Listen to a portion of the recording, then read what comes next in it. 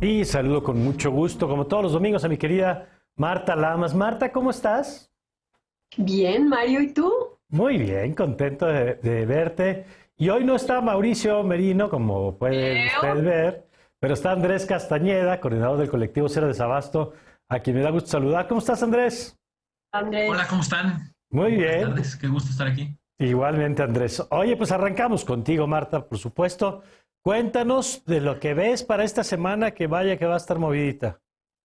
Va a estar muy movida, pero además estoy percibiendo un cambio y muy interesante. O sea, el 8 de marzo va a ser el martes, ¿no? Y Sí. en la tarde arranca una marcha que no sé si va a tener la dimensión de la mega marcha que hubo antes de la pandemia, el 8 de Ujú. marzo del 2020, pero que después de los incidentes que ha habido, empiezo a ver en los correos electrónicos, entre mis alumnas, entre mis amigas, ¿no? Una convocatoria a una marcha pacífica. Esto es en alusión a los grupos de las feministas anarcas, ¿no? Las vestidas de negro que han hecho destrozos a lo largo de las marchas, ¿no? Y empiezo a ver como una respuesta de organización y también en la narrativa. Por ejemplo, está circulando un correo en donde se dice, bueno, para poder decir nosotras, tenemos que incluir también a las mujeres policías. Y justo la semana pasada hubo dos cosas que me llamaron mucho la atención. El gobierno de la Ciudad de México hizo un acto que fue un diálogo entre las policías y algunas de las integrantes de los grupos feministas, un poco también de cara a, bueno, pues las policías también son mujeres y qué está pasando con ellas.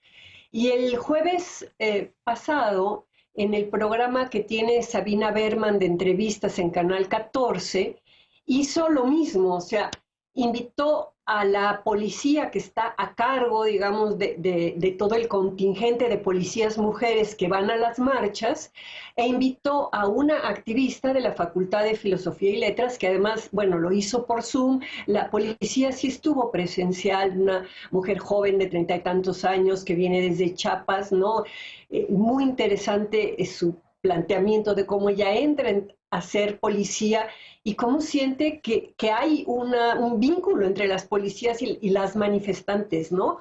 Y cómo los actos de agresión contra las policías pues las han lastimado no solo físicamente, sino también en términos de, caray, si estamos aquí para cuidarlas, ¿por qué nos hacen esto? Y la chica de filosofía y letras, que estaba, bueno, toda de negro, no había forma de saber quién era, y además usó un seudónimo, Fanny, ¿no? Explicando, bueno, por qué han optado por ir de esa manera y hacer la protesta de esa manera. Entonces, lo que yo estaba como percibiendo, y el martes que estaré ahí para ver, ¿no? Ujú.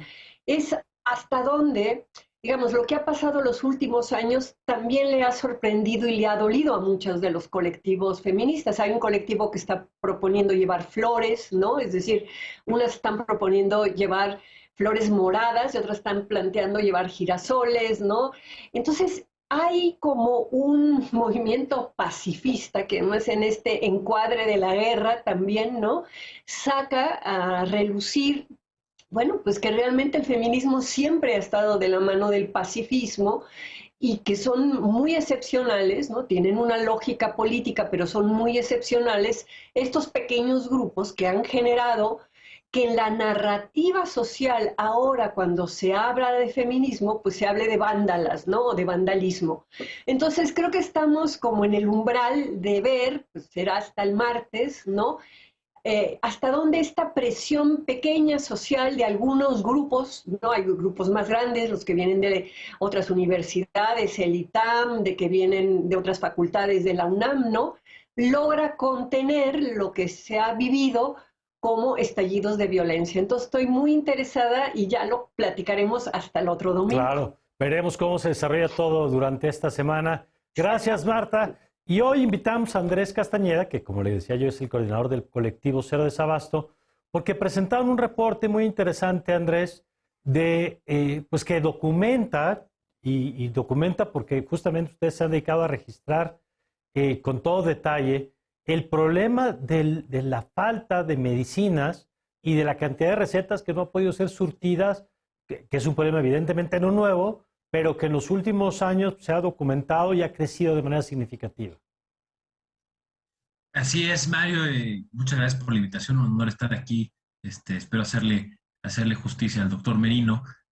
Pero justo con el colectivo Cero Desabasto, impulsado por nosotros y conformado por 81 organizaciones, lanzamos este informe que bien das cuenta, en donde queríamos entender cómo estaba el estado del desabasto, cómo se ha comportado el acceso a los medicamentos los últimos 5 años, sobre todo en un contexto en donde vemos que se nos atravesó la pandemia, cambió el sistema de compras, desaparece el seguro popular y además, por ejemplo, en el censo de 2020, más de 31 millones de mexicanos y mexicanas reportan no tener acceso a los servicios de salud, ¿no?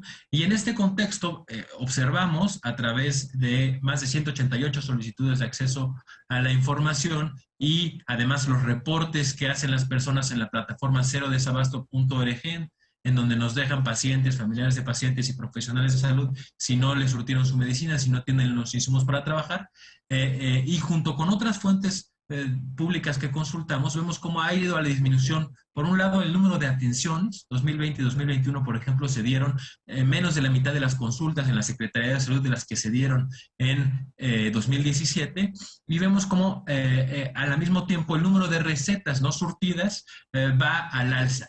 En 2021, 24 millones de recetas no fueron surtidas efectivamente en las principales instituciones de seguridad social del país, IMSS, Sedena, Semar y Pemex. Resalta mucho entre estos el IMSS, que negó, es decir, no surtió ni uno de los medicamentos de las recetas, más de 18 millones de recetas durante 2021. Este es un número al que nunca se había llegado. De hecho, si sumamos el número de recetas negadas de los últimos 4 años, no alcanzamos las 18 millones, y 18 millones significa o es equivalente a que el IMSS hubiera negado las recetas de más de un mes entero en todo el país, ¿no? De ese tamaño hemos llegado al problema de este tamaño, que además se acompaña el informe de otros datos que nos van dando idea de cómo está la situación, del número de quejas en las diferentes instituciones y también del número de insumos que se han comprado, el número de claves que se han comprado a lo largo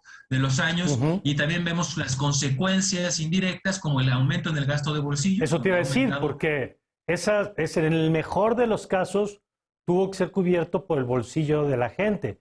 En el mejor de los casos, digo, si es que consiguieron el medicamento. Totalmente, ¿no? Si hay un 40% aumento entre el 2018 y 2020, vemos que efectivamente las personas han estado gastando de más.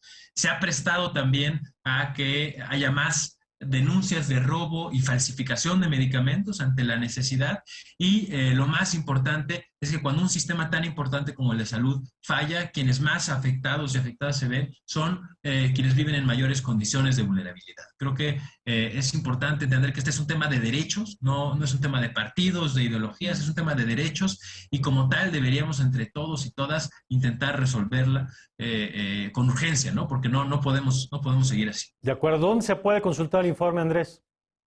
Pueden consultar el informe y también dejarnos un reporte de desabasto si no les han surtido su medicina o si no tienen los insumos en cerodesabasto.org. Muy bien, pues Andrés, muchas gracias. Gracias a ustedes. Gracias, Marta, querida. Dios, bye. Nos vemos. Muchas gracias, gracias a los dos. Ya platicaremos el próximo domingo, Marta. Gracias, Andrés.